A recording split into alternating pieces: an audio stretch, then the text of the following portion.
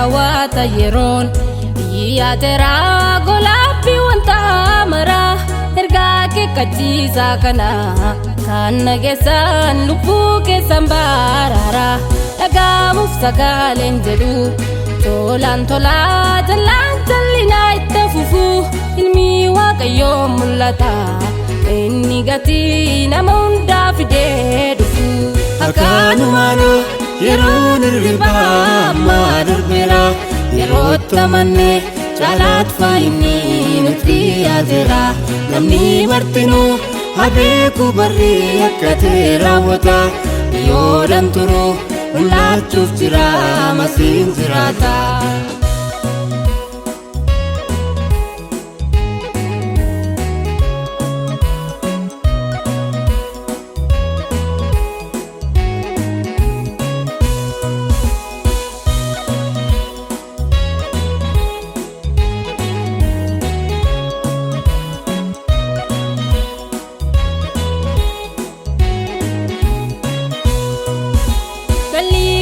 Sodaachisu beekamaadha duroo keenya kaajiru merree dureen sirrate maal fakkaata qopheen kanaaf taatu falaasama fakkaateera nama biraat karraatu tarraatame amma ijaan arguutti jirra fiixaan ba'aa jira kan barreeffame.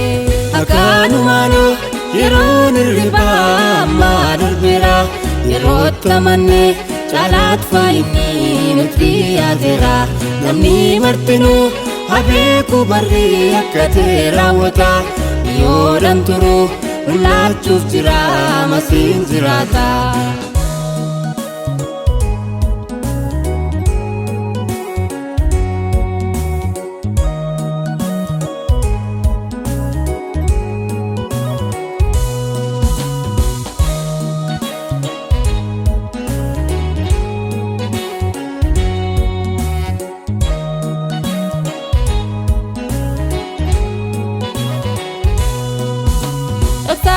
Addunyaa kana akka daanii elfaa warri beekanii yeroo ammaa nu barbaachisu dammaqanii kan saba dammaqsanii yeroon kun yeroo iyya guddaan labsiin ergaa wangeelaa gad baa'uudha rabni argamne akka hin qaanofne qophii gochuun keenya barbaachisaadha.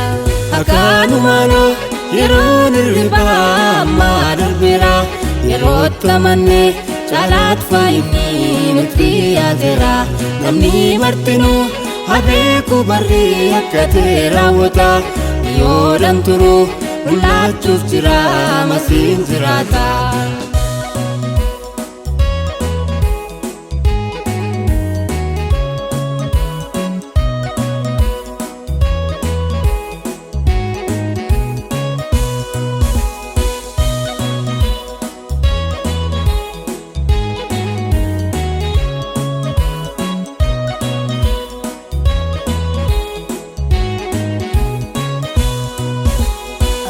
Jubira gochoonsaa jabee baay'eet fogoo deemuu dadhabee waamee dadhabeera ergaan dammaqsu balbala raaraa fuudhaaf jedha inni nama hundaaf obsu waamee dadhabeera ergaan dammaqsu dhaloonnoo didee mataa jabaateera maaltu haa dammaqsu.